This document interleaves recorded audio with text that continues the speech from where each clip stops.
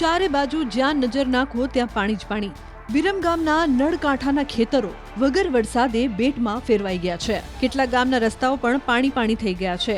ઘોડા થુલેઠા ઘોડા ફીડરનો રસ્તો પાણીમાં ગરકાવ થઈ ગયો છે। આ 3 કિલોમીટરના વિસ્તારમાં ખેતરો અને રસ્તાઓમાં ઢીચણ સુધીના પાણી ભરાયા છે।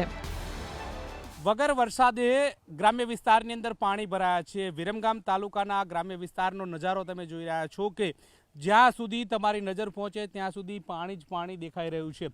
1 કિલોમીટર નહીં, 2 કિલોમીટર નહીં, પરંતુ જ્યાં સુધી નજર નાખો ત્યાં સુધી પાણી જ દેખાતું હોય તે પ્રકારના દ્રશ્યો જે છે તે સર્જાઈ રહ્યા છે। મહત્વનું એ છે કે વિરમગામના નળકાંઠાના ગ્રામ્ય વિસ્તારની જે કાચી કેનાલો જે છે તેમાં ઉપરવાસના વરસાદી પાણીની આવક થવાના કારણે ઘોડા ફીડર, વિરોચનનગર, સચાણા કેનાલના ઉપરવાસના વરસાદી પાણી ફરી વળ્યા છે, જેના કારણે ખેતરો જે છે તે બેટ બન્યા હોય તે પ્રકારની સ્થિતિનું નિર્માણ થયું છે। લોકોએ ડાંગરનું વાવેતર કર્યું હતું, પરંતુ ડાંગરનું વાવેતર પણ બળી ગયું હોય તે પ્રકારના દ્રશ્યો આ ખેતરો મારફત જોવા મળી રહ્યા છે।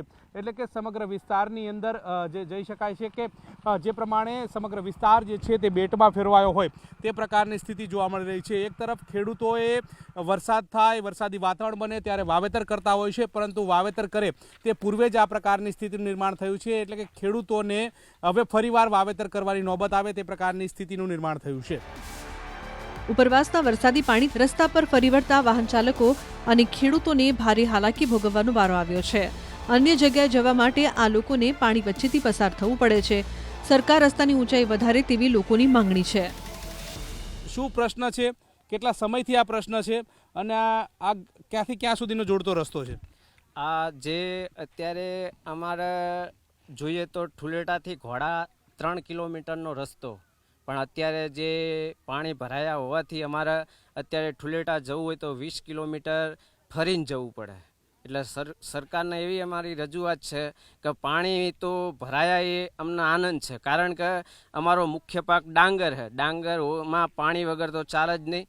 એટલે અમારે ઠેઠ નવરાત્રિના દશેરા સુધી પાણી તો જરૂર જ છે, પણ અમારો આ જે નીચાણવાળો રસ્તામાં પાણી ભરાઈ જાય છે અને અમારા જે ઠુલેટા જવામાં, ઠુલેટાથી બાવળાવાળા જે રસ્તા ગામડાઓ હોય ત્યાં જવામાં તકલીફ પડે છે। તો આ 1 કિલોમીટરના અંતરે રોડનું પ્રમાણ ઊંચું આવી જાય, પાણીથી જે ઊંચું સરકાર લેવલ ઊંચું લાવી દે રોડનું, તો અમારા જે સમસ્યા છે એ સમસ્યા ના રહે અને અમે શોર્ટકટમાં અહીં ઠુલેટા અથવા બીજા ગામડે ખેડૂતો પણ અહીંથી જઈ શકે। 1.5 કિલોમીટર એવો રોડ છે જેની અંદર પાણી ભરાય છે। અહીંથી ઠુલેટા, રેથડ, જતાપોર, બાવરા સુધીના બધા ગામ જઈ શકાય અને આના 1.5 કિલોમીટર પાણી હોવાના કારણથી અમે 20, 22 કિલોમીટર અમે રખડી અને આમ ફરીને અમારે જવું પડે છે, જેથી કરીએ અને અમને આટલો અડધો કિલોમીટરનો રોડ અમને ઊંચો લાવી દો તો અમે સરળતાથી આ રોડ ઉપર બાવરા સુધી જઈ શકીએ। કાકા, કેટલા વિસ્તારની અંદર આ પાણી ભરાયેલું છે અને શું કહેશો? આ રહ્યું પાણી 4 ગામનો બંધ છે, ડાંગરનો પાક છે, એટલે પાણીની તો અમારે ખાસ જરૂર જ છે, પરંતુ આ રોડ નીચો હોવાથી આ રોડ ઊંચો ઉપાડવા નમ્ર વિનંતી।